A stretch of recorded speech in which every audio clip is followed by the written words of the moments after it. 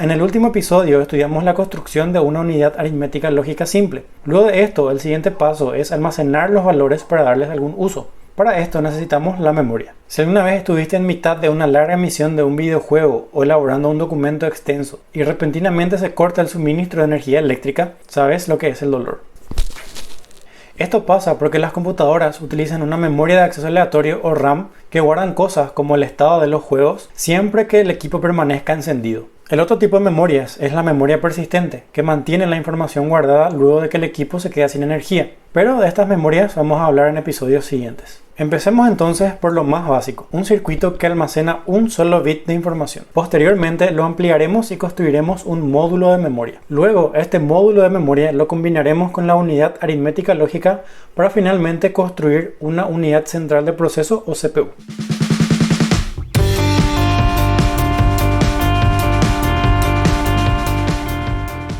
Todos los circuitos lógicos que vimos hasta ahora fluían en una sola dirección, siempre hacia adelante, como por ejemplo el sumador que vimos anteriormente, pero también se pueden construir circuitos que vuelvan sobre sí mismos, es decir, que la salida pueda volver a alimentar una o más entradas. Tomemos una compuerta OR clásica y conectemos la salida de vuelta a una de las entradas y veamos qué pasa. Empecemos colocando ambas entradas en 0. Teniendo en cuenta la lógica de la compuerta OR, con ambas entradas en 0, la salida siempre será 0. Ahora, si cambiamos la entrada A 1, efectuamos la operación 1 OR 0. El resultado es que la salida será 1. Una fracción de segundo más tarde, la salida vuelve a la entrada B, por lo que la compuerta OR ve ahora que sus dos entradas tienen valor 1. La operación 1 OR 1 sigue siendo 1, por lo que no hay cambios en la salida. Si cambiamos el valor de la entrada A 0, en la salida tenemos todavía un valor 1. Entonces ahora tenemos un circuito que es capaz de mantener el valor 1. Pero tenemos un pequeño problema, que este cambio es permanente. Sin importar lo que hagamos, no hay forma de que este circuito vuelva a tener una salida 0. Ahora, veamos este mismo circuito pero con una compuerta AND. Comenzamos con las entradas A y B en 1. La operación AND entre 1 y 1 resulta siempre 1. Pero si cambiamos la entrada A 0, debido a la lógica de la compuerta, la salida ahora será 0. Entonces, este circuito almacena un 0, exactamente lo opuesto al circuito anterior. Igual que antes, no importa qué valor ingresemos después a la entrada A, la salida siempre será 0. Ahora tenemos dos circuitos, uno que almacena unos y otro que almacena ceros. Para construir una memoria útil, combinamos los dos circuitos, con lo que obtenemos otro circuito llamado biestable, también conocido como flip-flop o latch. Tiene dos entradas, una denominada set que establece la salida en 1 y una entrada reset que establece la salida en 0. Cuando ambas entradas set y reset están en 0, el circuito emite el último valor ingresado, es decir que almacena un bit de información. La acción de cargar datos en la memoria se llama escritura y la acción de sacar los datos se llama lectura. Bien, ahora ya tenemos una forma de almacenar un bit de información. Sin embargo, tener dos cables para un solo bit de información, set y reset, puede resultar confuso. Entonces, para hacerlo más fácil, queremos utilizar un solo cable para ingresar los datos, ya sea 1 o 0. Además, vamos a necesitar un cable que nos permita almacenar los datos en la memoria, lo que se denomina línea de habilitación de escritura, o write enable. Al agregar algunas compuertas lógicas adicionales, podemos construir un circuito denominado gated latch, o biestable con cierre. Se llama así porque tiene una puerta que se puede abrir o cerrar. El diseño del circuito se está haciendo complicado, así que como ya hicimos antes, vamos a colocar todo el gated latch en una caja. Ahora vamos a probar el nuevo componente. Comencemos con todos los valores en 0. Si ingresamos 0 o 1 en el cable de datos, no ocurre nada. La salida permanece en 0. Esto ocurre porque el cable de habilitación de escritura está en 0, lo que evita cualquier cambio en la memoria. Ahora activemos nuestra línea de habilitación de escritura. Podemos ingresar un 1 en la línea de datos para guardar el valor en el latch. Se puede observar cómo el valor de salida ahora es 1. Podemos desactivar la línea de habilitación de escritura y la salida sigue siendo 1. Una vez más, podemos cambiar el valor de la línea de datos y la salida permanece igual. Entonces podemos ver que el valor se guarda en la memoria. Ahora activemos nuevamente nuestra línea de habilitación de escritura y en nuestra línea de datos ingresamos el valor 0. Desactivamos la línea de habilitación de escritura y la salida es 0. Entonces podemos ver que funciona como se esperaba. Como todos sabemos, una memoria que guarda un solo bit no es demasiado útil, pero no estamos limitados a usar un solo biestable. Si colocamos 8 latches uno al lado del otro, podemos almacenar 8 bits. Un grupo de latches que funciona de esta forma, guardando un solo número, es denominado registro. Y el número de bits del registro es lo que se conoce como ancho del registro. Las primeras computadoras tenían registros de 8 bits de ancho, luego aparecieron las de 16, 32 y hoy en día es normal encontrar computadoras con registros de 64 bits de ancho. Para escribir en nuestro registro, lo primero que debemos hacer es habilitar todos los latches. Podemos hacer esto con un solo cable conectando todas las líneas de habilitación de escritura. Activamos las líneas ingresando un 1. Seguidamente enviamos nuestro número utilizando 8 cables de datos. Luego establecemos de nuevo la habilitación de escritura en 0. Ahora el valor de 8 bits queda guardado en la memoria. Poner biestables uno al lado del otro funciona bien para una pequeña cantidad de bits. Un registro de 64 bits necesitaría 64 cables que se conectan a las líneas de entrada y 64 cables para la salida. Por suerte usamos un solo cable para habilitar los latches, pero siguen siendo 129 cables. Y para 256 bits necesitaríamos 513 cables. Entonces la solución es utilizar una matriz. En una matriz no organizamos los latches en una fila, sino los colocamos en una cuadrícula. Para 256 bits necesitamos una cuadrícula de 16 filas por 16 columnas, con sus respectivos cables. Veamos de cerca cómo funciona.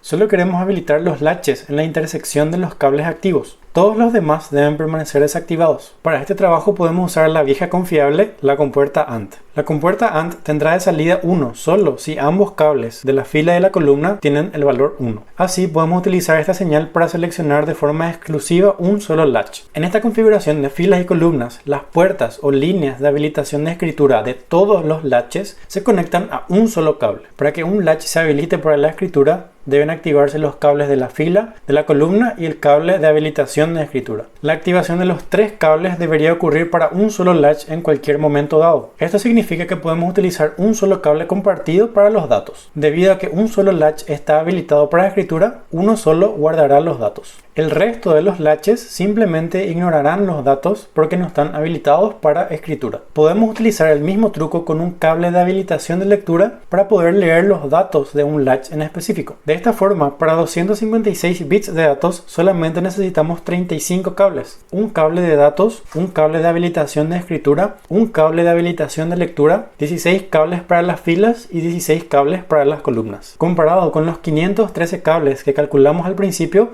es un ahorro muy importante. Se asemeja mucho a cómo se organiza una ciudad. Por ejemplo, si quisiéramos conocer a alguien que vive entre la avenida 12 y la calle 8, esa sería la dirección, es decir, lo que define a una intersección dada. Como hay un máximo de 16 filas y 16 columnas, podemos almacenar cada dirección en un número binario de 4 bits. Usando los mismos números que el ejemplo de la ciudad, supongamos que queremos acceder al valor almacenado en el latch que se encuentra en la dirección fila 12, columna 8. Si convertimos a binario, 12 sería 1100 y 8 1000.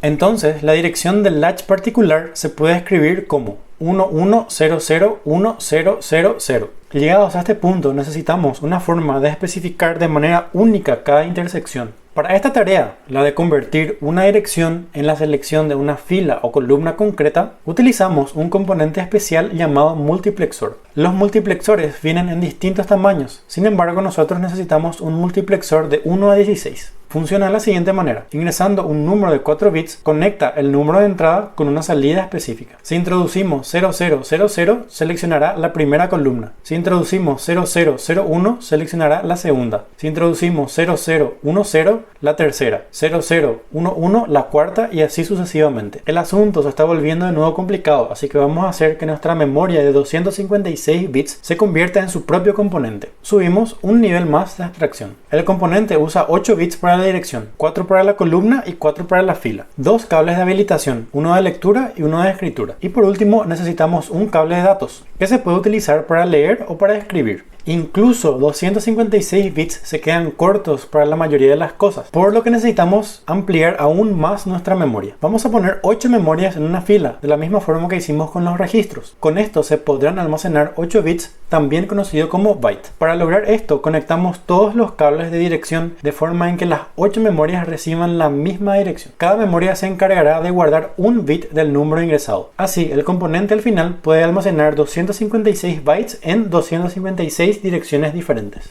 Otra vez, para mantener las cosas simples, vamos a dejar atrás la complejidad del diseño y en lugar de pensar en el componente como una serie de módulos de memoria y circuitos conectados, lo pensaremos en forma de un banco de memoria direccionable. Entonces tenemos 256 direcciones y en cada dirección podemos leer o escribir un valor de 8 bits. Vamos a utilizar próximamente este componente para construir una CPU. La forma en que las computadoras modernas llegan a megabytes o gigabytes es haciendo lo mismo que nosotros hicimos: seguir agregando paquetes de memoria en matrices más y más grandes. A medida que crece la cantidad de ubicaciones de memoria, nuestras direcciones también deben crecer. 8 bits contienen suficientes números para direccionar 256 bytes de memoria, pero nada más. Para abordar 1 gigabyte o 1000 millones de bytes de memoria necesitamos direcciones de 32 bits. Un atributo importante de este tipo de memoria es que podemos acceder a cualquier ubicación en cualquier momento y en un orden aleatorio, y es por esta razón que es llamada memoria de acceso aleatorio o RAM por sus siglas en inglés. La memoria RAM es la memoria de trabajo. Sería más o menos como la memoria a corto plazo del ser humano, que es utilizada, por ejemplo, cuando alguien nos dicta un número de teléfono. Ese número tenemos que mantenerlo en la mente para luego escribirlo o agendarlo como contacto. Aquí podemos ver una memoria RAM real con 8 módulos soldados a la placa. Si abrimos uno de estos módulos y lo acercamos, lo primero que veremos son 32 cuadrados, que son los bloques de memoria. Si hacemos zoom en uno de estos cuadrados, podemos ver que cada uno se compone de 4 bloques más pequeños. Si hacemos de vuelta un acercamiento, podemos llegar a ver los bits individuales. Esta es una matriz de 128 por 64 bits, 8192 bits en total. Cada uno de estos 32 cuadros tiene 4 matrices, por lo que son 32.768 bits. Hay 32 bloques en total, así que esto es aproximadamente 1 millón de bits de memoria en cada chip. Esta memoria RAM tiene 8, por lo que en total esta RAM puede almacenar 8 millones de bits, es decir, 1 megabyte. Es muy poca memoria debido a que este módulo es de la década de 1980. Hoy en día lo normal es comprar módulos de memoria de 1 gigabyte para adelante. Estos son miles de millones de bits. El tipo de memoria que estudiamos en este video es llamado memoria de acceso aleatorio estático, o SRAM por sus siglas en inglés, que se construye a base de latches. Hay otros tipos de RAM, como por ejemplo la DRAM, la memoria flash y la NVRAM, que funcionan de manera similar pero utilizan diferentes circuitos para almacenar los bits, por ejemplo utilizando distintos tipos de compuertas, capacitores o trampas de carga. Pero en esencia todas estas tecnologías almacenan bits de información en matrices de celdas de memorias anidadas masivamente. Al igual que la mayoría de las cosas en informática, el funcionamiento es relativamente simple. Son las capas y capas de abstracción las que hacen que tengan un comportamiento complejo, casi mágico. Es todo lo que vamos a hablar en este video, así que nos vemos en el próximo episodio.